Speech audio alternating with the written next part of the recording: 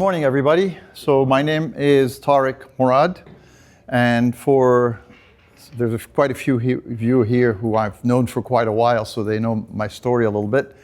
But I'm going to just be very brief for those who haven't heard it before.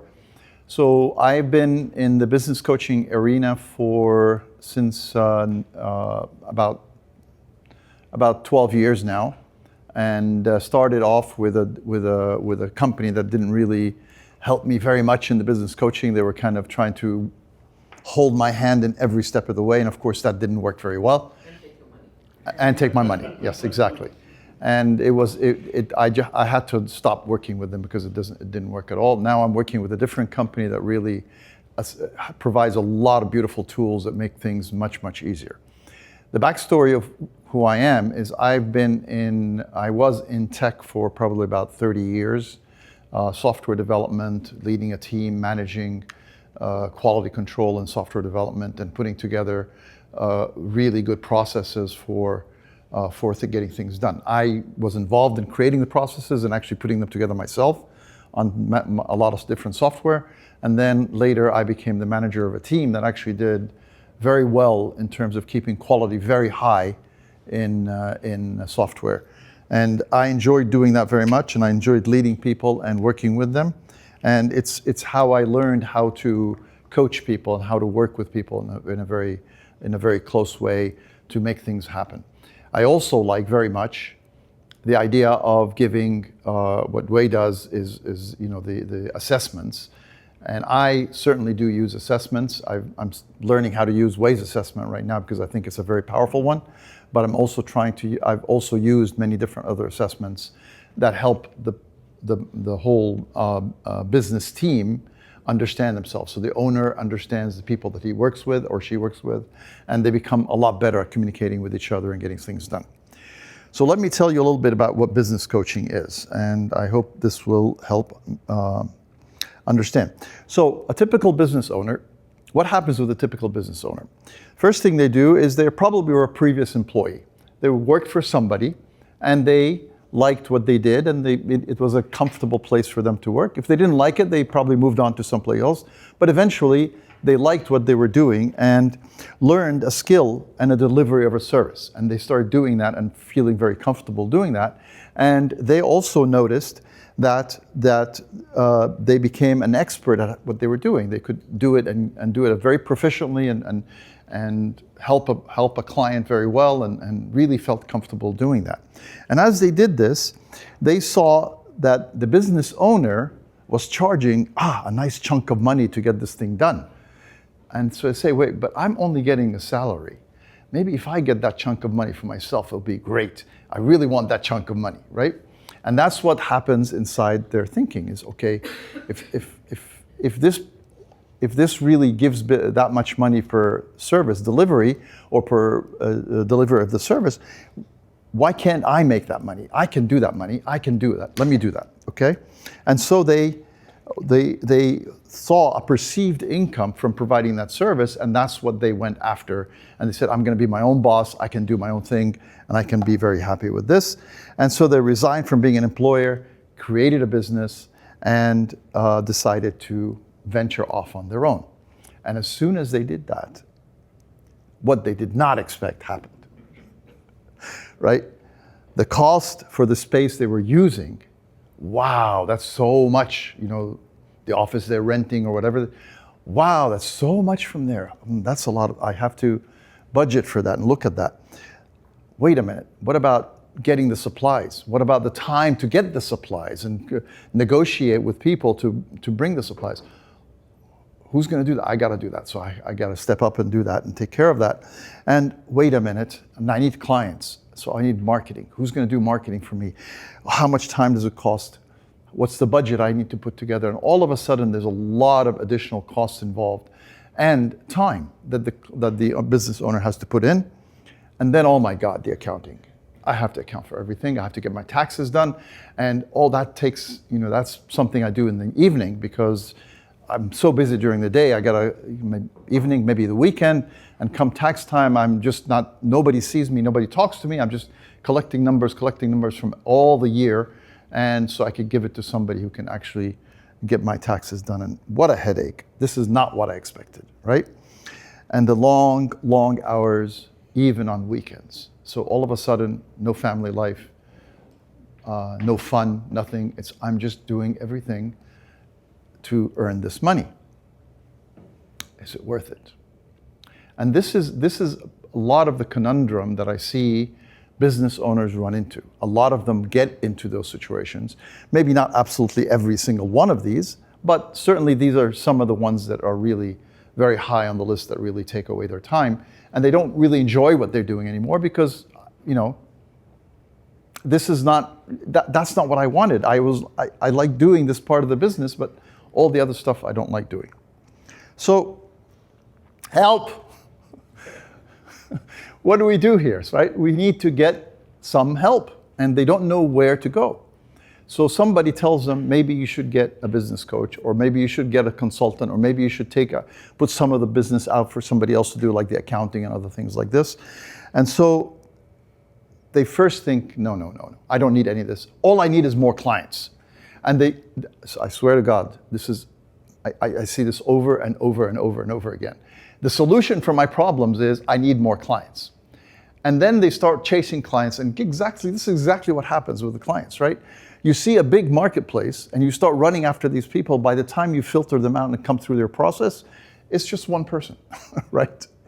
And it becomes, oh my gosh. So there's another effort they've put into this, and they think that adding more clients is what they want.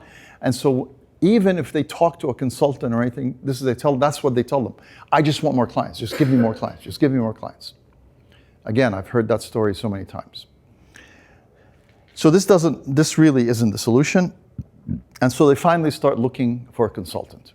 Some consultant that can help them with the business. And what kind of things are... First question, they say, okay, I want to consult, but how am I going to afford that? I'm already feeling discomfort with the amount of money I'm making and all the time I'm spending and everything, and I'm going to have to take the time out, either my time or money, to spend with a consultant to get to learn what to do and have to work. And do I need somebody who's an expert in the industry I'm working in or not? And frequently, that's a problem most business owners have, is they say, well, if you're coming to help me, do you know anything about X, Y, or Z? I say, no, I don't. And so they say, well, how can you help me? You don't know the business.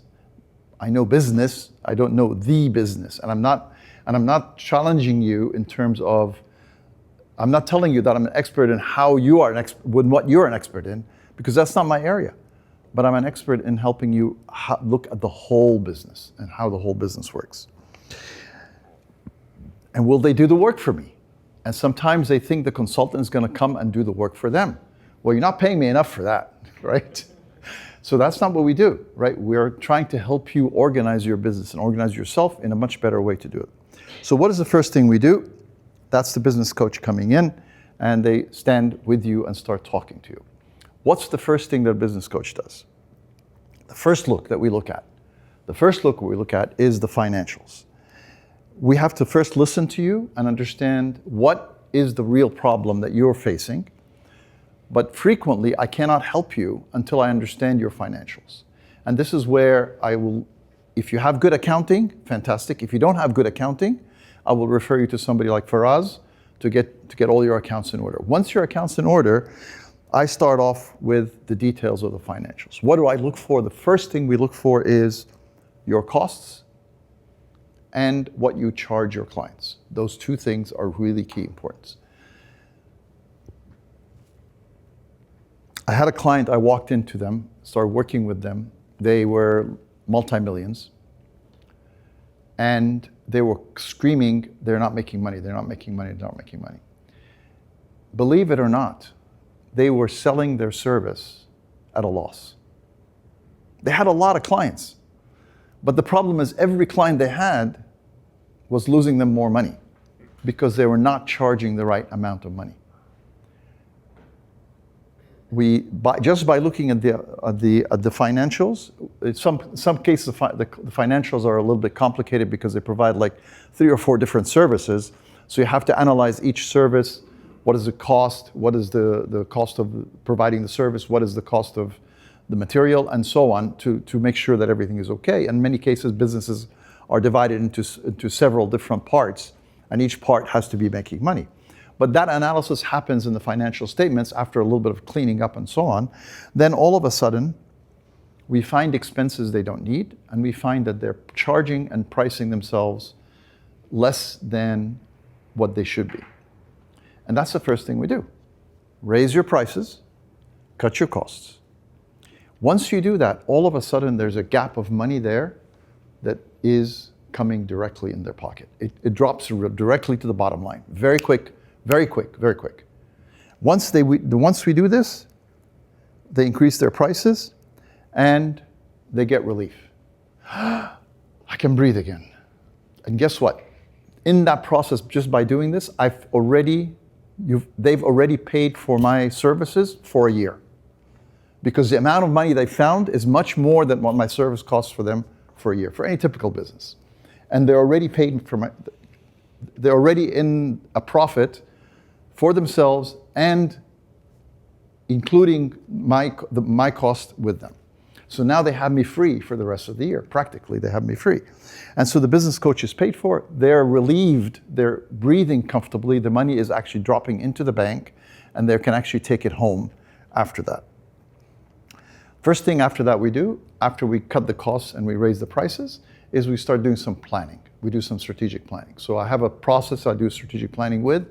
It's basically a little bit of a weekender. It's about a 12-hour process that we go through. We bring in as many people from the business as possible so we can get as much ideas as possible. We go through a little bit of a strategic planning, and it gives them some idea of where the business can go and what they can do, what their strengths are, what their needs are, what opportunities that exist that they're not optimizing on, and things of that nature. And we put something together with the strategic planning. At that point, there's enough trust built in the relationship I have with them. And based on that trust, now I can start working with them on developing better offers for their clients so they can start really, phrasing offers in a better way so they can make the business better. We can add upsells, we can add downsells, we can add cross-sells. And all of these things, usually the business owners don't even think about. They have no idea what to do with this. And by starting to let them think through these things, all of a sudden there's a lot of additional things they can provide their clients. Then we start working on some processes and procedures. And in areas like this, it depends on how detailed we need this. This is where I can probably bring Liz in to help with something of that nature. And then this long-term one is understanding the client. Who am I? Who is that client that they're after? And in looking for the client, and this one takes time. So I can't do it in the beginning, because if I do it in the beginning, it's going to churn up a lot of time, and then you tell me I don't see any change. This can only happen after they've developed enough trust and they've seen enough difference that I made for them. Then we start working on the client. And what we do here is, what drives the client? Who is your ideal client? How do I know what drives them? And what can I change in my offers? How do I phrase myself? How do I phrase my advertising so that it attracts those clients? Where are these clients? Am I advertising in the right place where these clients are? What is their typical journey before they come to work with me? Is there anything I can drop beforehand in that journey as they come to me that would make me make this business the best business that's top of mind for them to come and join, and so on. Right. Then we can look at other factors after that. Alliances and joint ventures. How can we find them alliances and joint ventures? Joint ventures with power partners, one of the best ways to handle and grow businesses quickly. What kind of referral systems? We bring them someplace here, so that they can get referrals from here. What kind of advertising do they need to do? What messaging do they need to put on there? We can put drip campaigns together, etc. There's about 40 different things I could add to that. Not every business can use all of them, but these are just some of them, some examples, and these are the top examples. But there's others that we can put in there. For instance, like some digital marketing kind of things, and so on. And this is where it starts becoming outside of for me, I'm not doing the digital marketing for them. I'm going to refer them to somebody who can do it. But it's looking at what the results of the marketing are. And this is one of the things I would look with them is, you're putting the marketing together. Are you getting results from the marketing? Are you spending $100? Are you getting $300, $500 worth of business from it? Or are you getting $5 worth of businesses? Marketing doesn't work, let's try a different kind. And so on. We'd look at all these kind of things. This is my website, Soaring Revenues, coaching.com. You can dive in there, you can take a look at what I offer. And please look for the stressed out business owner. That's my trigger word. And help me with that. Thank you so much.